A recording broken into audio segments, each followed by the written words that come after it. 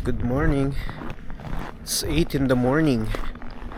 Madilim pa rin sa labas. Oh, ang dulas.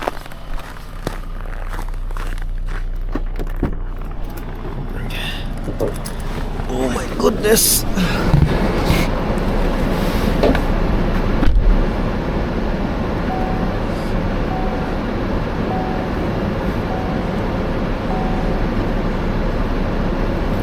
So, weirdo na naman yung panahon dito kasi nung nakarang araw 2 days ago +2 na siya. Tapos ngayon ano ba ngayon? Negative double digit na naman. Sabi natin dito. Yan, negative 13 feels negative 16.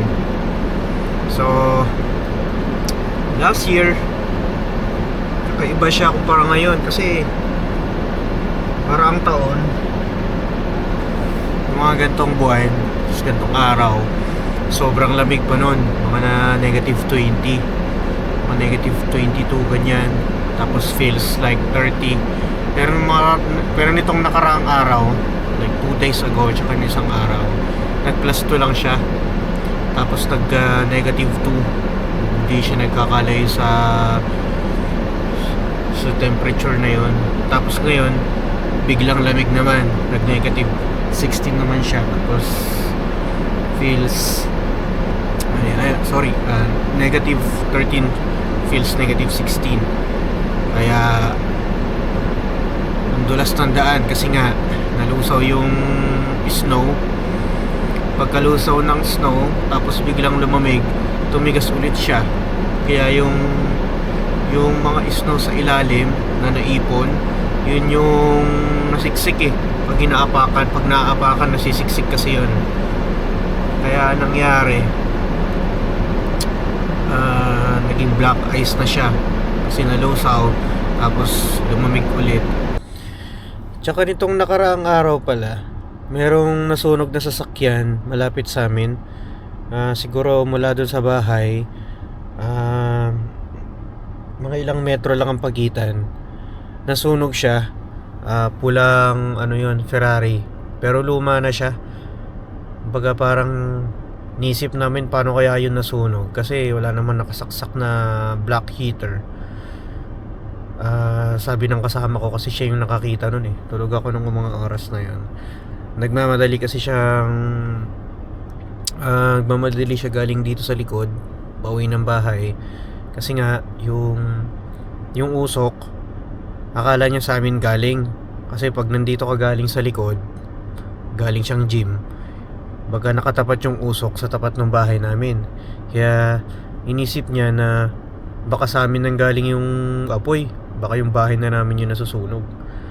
Tapos ayun nga, may mga dumating ng mga bumbero, 2 bumbero dyan sa unahan ng bahay namin. Tapos yun, nakita namin yung kotse nga na pula doon. Dati na siyang matagal na siyang nakapark doon, pero parang hindi na nagagamit. Iniisip lang namin, baga parang pwede pala yun, no? Yung masusunog yung sasakyan mo ng ganun lang. Kasi wala naman daw black heater nakasaksak eh. So iniisip namin, baka sinadya, o kaya kung hindi naman sinadya, may posibilidad palang ganun, no? Masunog yung sasakyan mo kahit sobrang lamig ng panahon. Ayun lang.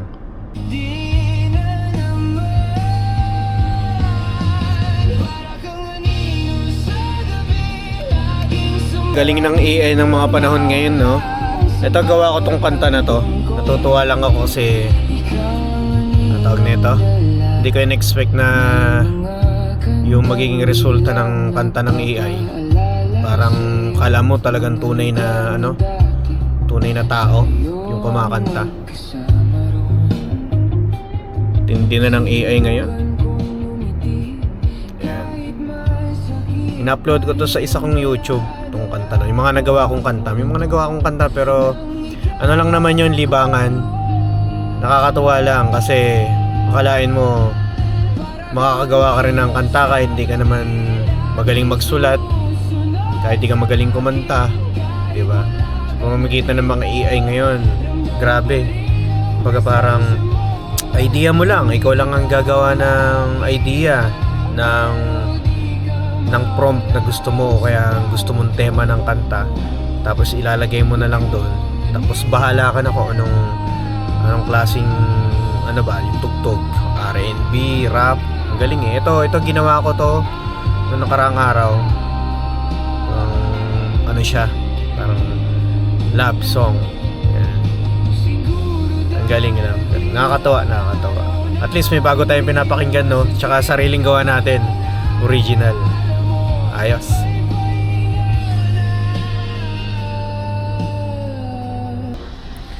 So 65 by 83 cm, 30 bags, 730.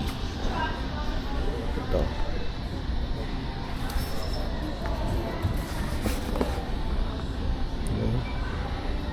Pang 75L regular garbage bag na siya. So ayan siya, 730. Okay, $730. Sayang, bumili ako nakarang araw, naka-sale ngayon, $14.50 na lang siya. Binili ko to nakarang araw ng 16. Ito yung ginagamit. Pero syempre sasabihin nyo, arte mo naman sa mantika. Pero syempre, di ba, huwag natin tipirin yung sarili natin sa mantika, kasi kailangan din natin mag-invest sa kinakain natin, no? Di lang basta puro tipid-tipid lang. At least gagamit tayo ng mantika, at least kahit papano yung medyo maganda-gandang klase na. Eto, maganda to, may omega 3 tsaka omega 6.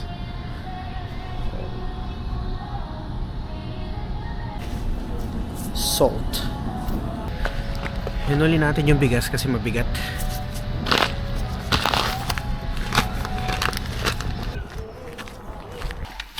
Yan. Ang minimum dito sa Manitoba is $16 kung di ako nagkakamali. Pero ang sahod, ang natatanggap ko naman sahod sa trabaho ko is $17.50. So okay lang, di naman siya ganun kalaki. Tapos at least, di ba, napagkakasya natin yung pera, di tayo nagugutom, nakakapagpadala tayo sa Pilipinas, and at the same time nababayaran natin yung mga bills natin dito sa Canada, yung sasakyan, insurance, lahat, di ba? So sa tingin ko, depende naman talaga yan sa tao kung paano ka humawak ng pera, kung paano ka mag-budget, di ba? Kung paano mo balansehin yung mga bagay-bagay, kasi syempre hindi naman maiwasan, kailangan bibili ka rin ng regalo sa sarili mo, di ba? Bili ka ng damit, gamit, sapatos. So nakaraan bumili ako ng sapatos. Yan. Kailangan din i-enjoy din natin yung pinaghihirapan natin. Kailangan meron din tayong natitira para sa sarili natin, di ba? At bago tayo umuwi, siguro bibili muna ako ng kape, kasi alanganin yung tulog ko kahapon. Natulog ako ng gabi, nagising na ako ng madaling araw. So may pasok ako mamayang gabi. So syempre, may pasok ako mamaya. Ang tulog ko niyan hapon na. Maaga pa naman. Anong oras ba? Siguro alas 8 pa lang ngayon. 8:30 pala. Ang haba pa ng oras, diba? So bibili lang siguro ako ng kape, tapos manunood. Yan. Kasi mahaba-haba pa naman ang araw. So ayun lang. Maya na lang. Ikaw na bibigay ng kakaibang kisla, ba't norma di na minsan makulit, minsan ay masungit, pero kahit ganun sa'yo pa rin babalik ng pilit. So yan, dito na tayo sa Tim Hortons. Kukuha tayo ng kape bago tayo umuwi. Yan, maraming salamat sa inyo, sa mga nanonood. And please like, subscribe, at paalam pansamantala.